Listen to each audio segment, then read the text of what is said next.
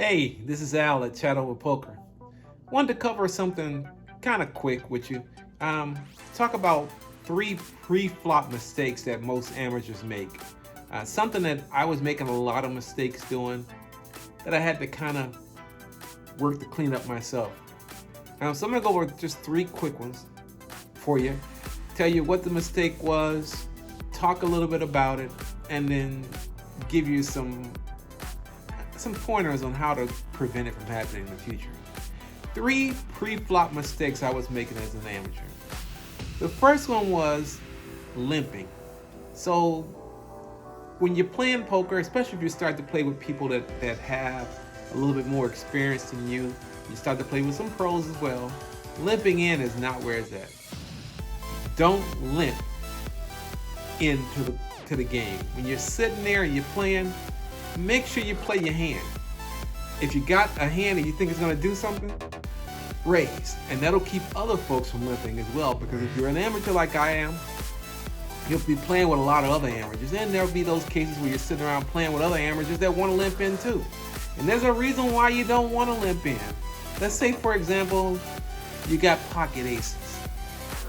So you got pocket aces and some other person on the other end of the table, maybe 2 or 3 seats away, has a 5-6, let's just call it suited. So now you've limped in even though you've got pocket aces. Whereas if you had raised or 3 times the blind when you bet, there's a possibility that person that had the 5-6 suit probably would have folded. Let's say in this case that they don't. So you play your hand, you limp in with your aces, they limp in with the 5-6, and then what happens? The flop comes out. And lo and behold, what's on the flop? If they got it suited, maybe there's 3 of the same suit they have. Let's say, for example, they have a 5-6 a club. Or even worse, they have 5 and 6, and then 7, 8, 9 comes on the flop, which I've seen before and does most definitely happen. And because you limped in, you allowed this person to enter in and take this pot from you and basically crack your aces. You can get your aces cracked, you can get your kings cracked. So key, pre-flop, don't limp. Raise or fold, depending on what you have and depending on your position on the table as well. Number 2, the thing I used to do a lot of was play way too many hands. Can't do that either.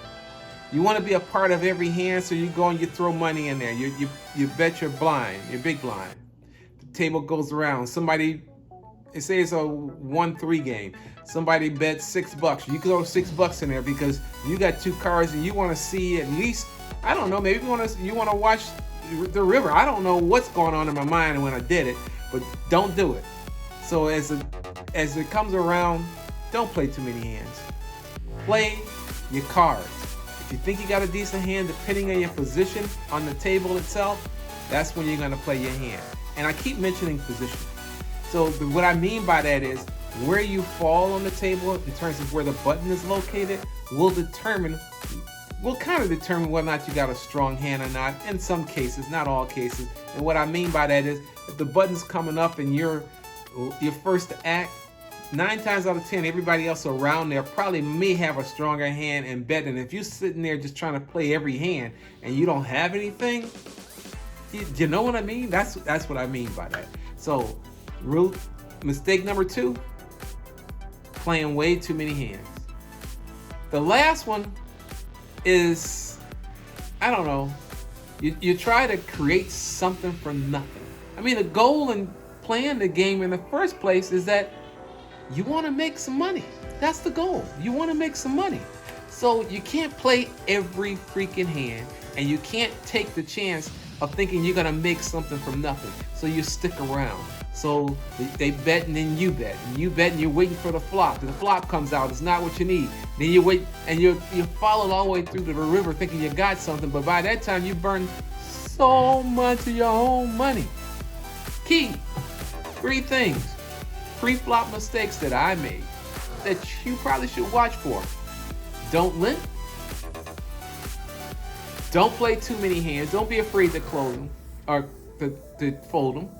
And the last one is don't try to make something out of nothing. And that usually happens. I didn't point that out. That usually happens when you've been sitting at the table most of the day and it's made its rounds a few times and you haven't gotten a decent hand yet, so you get anxious. And you want to play something, you want to make some money, but you can't do it. You have to have the patience and to be able to sit there and understand you have to wait for the cards to come to you. You can't bluff your way out into a hand and win it because somebody else could have something better. They could have the nuts and you're sitting there trying to bluff your way through with a 7-2 offsuit. So pay attention to it. Pre-flop mistakes. There's 3. Don't limp. Don't play too many hands. And just because you haven't gotten cards to play yet, relax, take your time. Maybe it's not your day. Maybe you should just get up and go home. That's a possibility too. Just because you sit down with money don't mean you got to stay there with it. This is Al at Shadow Poker. Thank you for your time. See you on the felt, baby. What up, though?